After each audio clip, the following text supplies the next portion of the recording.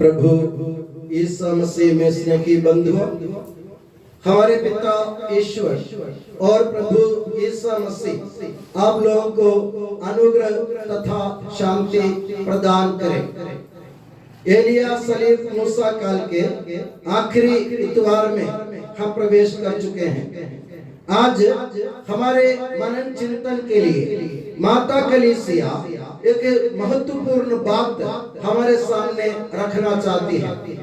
जैसे आप जानते हैं, एलिया सलीब मूसा काल के जितने भी पाठ हमने सुने अभी तक, उन सब में इस पर जोर दिया गया था कि हमारा विश्वास प्रभु ईश्वर पर, प्रभु ईसा मसीह पर हमारा विश्वास ठोस होना चाहिए, पक्का होना चाहिए।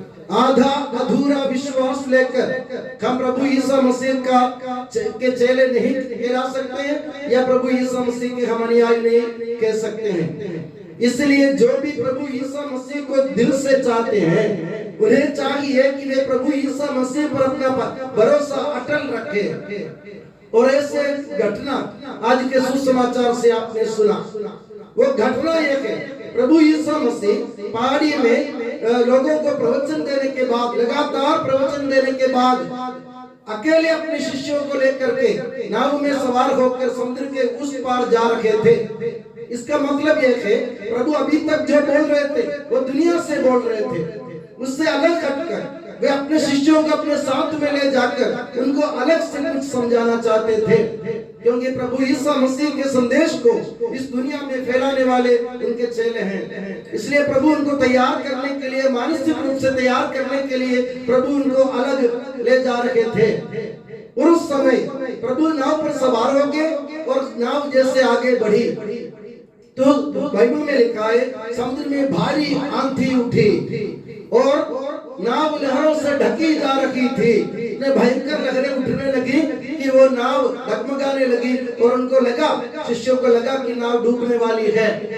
और शिष्यों ने देखा कि प्रभु यीशु मसीह दुम्बाल में तकिया लगाए सो रहे हैं।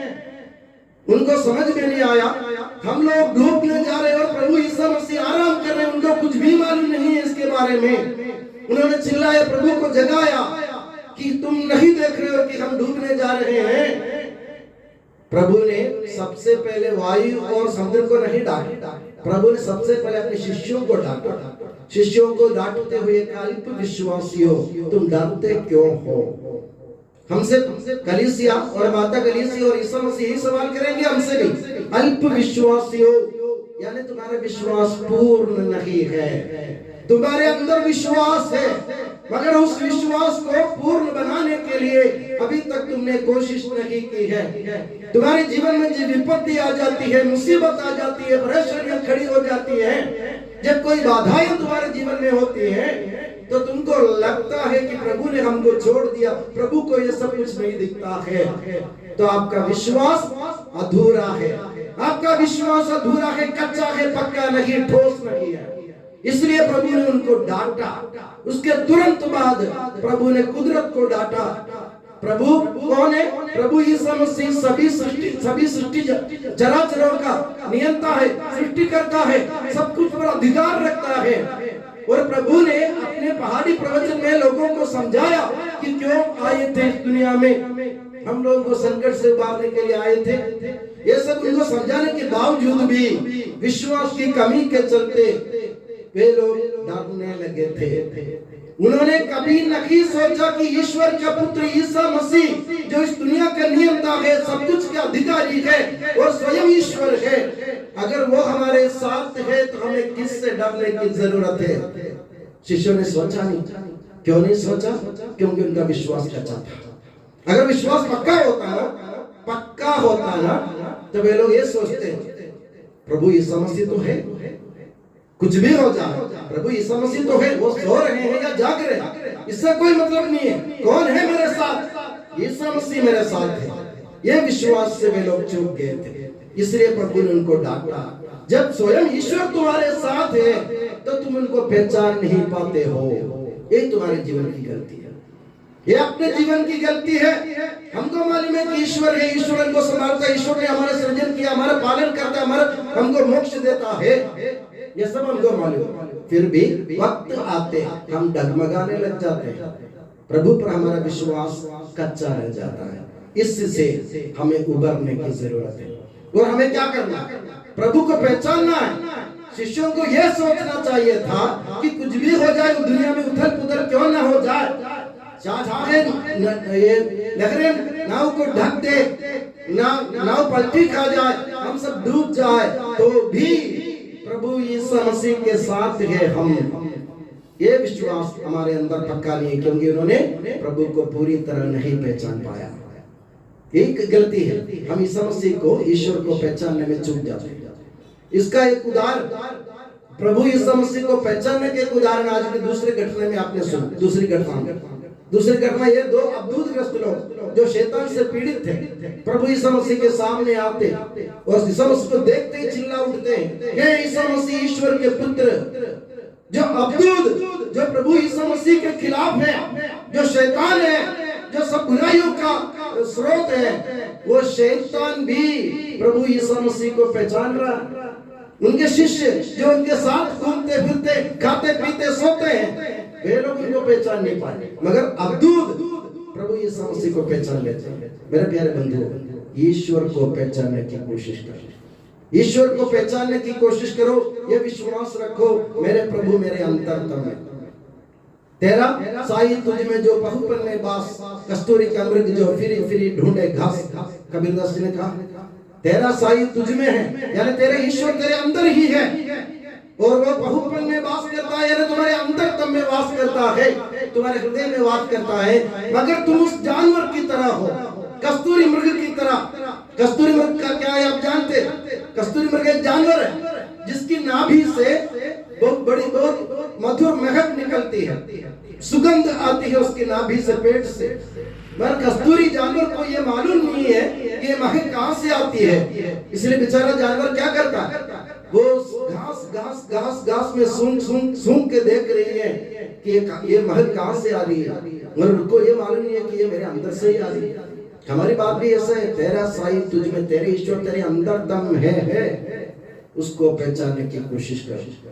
मेरे प्यारे बंधु, हमारे जीवन में मुसीबतें आ जाए, परेशानियां खड़ी हो जाएंगी, बाधाएं बहुत सारे होंगे, मगर प्रभु यीशु मसीह उबारने वाला है, प्रभु यीशु मसीह मुक्तिदाता है।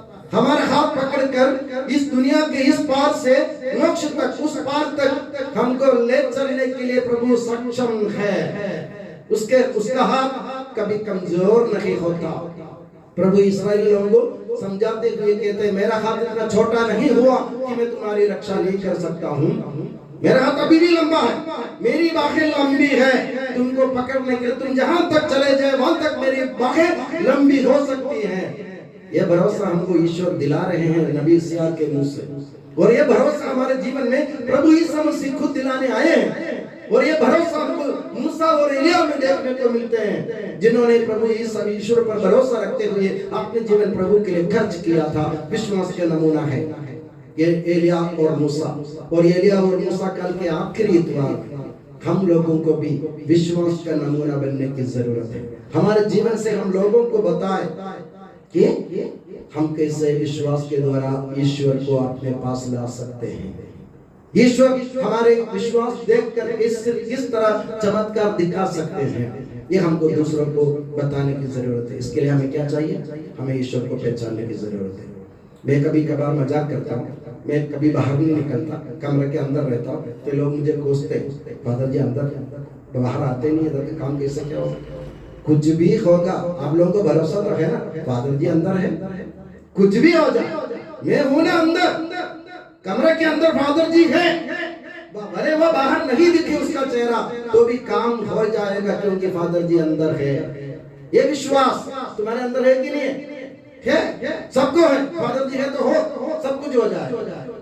क्यों ये विश्वास हम ईश्वर के ऊपर नहीं कर सकते? हम ये क्यों नहीं सोचते कि ईश्वर है तो सब कुछ हो सकता है, प्रभु यीशु मसीह है तो सब कुछ संभव है? इधर आते हैं, फादर जी की बात आते हैं, हम मान जाते हैं फादर जी है तो सब कुछ हो जाए, क्योंकि फादर जी से हमको कुछ फायदा मिलता है इससे, है ना। अगर हम बोलते हैं फादर जी की बुराई करेंगे, उनको बुरा लगेगा, फिर हमारा काम नहीं होगा, इसलिए हम चुप रहते, बोलते फादर जी आप भले सो रही हो अंदर, तो भी है, हम विश्वास करते। मगर ये विश्वास ईसा मसीह के बारे में होना चाहिए। ईसा मसीह जब सोए जागे कुछ भी वो हमारे साथ है, उनकी बाहें लंबी है, उनका हाथ छोटा नहीं होगा। ये विश्वास दिल में रखते हुए ये एलिया सलीब मूसा काल के आखिरी इतवार में हम प्रभु के सामने वादा करें, कुछ भी हो जाए हमारा विश्वास तुम पर ठोस रहेगा, और हम डूबे मरे, हमें मुक्ति मिले या ना मिले इसकी हम परवाह नहीं करते। हमें परवाह इस बात की है कि हमारा विश्वास तुम पर कमजोर ना हो, तुम पर हमारा विश्वास कमजोर ना हो, अधूरा ना हो, कच्चा ना हो। इसी विश्वास की ओर लेकर हम अपने विश्वास को आगे बढ़ाने की कोशिश करें। और मैं दुआ करता हूँ कि प्रभु ईसा मसीह और माता मरियम आप सभी को हमेशा अपनी नियामत की छत्र छाया में सुखी और सुरक्षित रखे, पिता पुत्र और पवित्र आत्मा के नाम पर आमीन।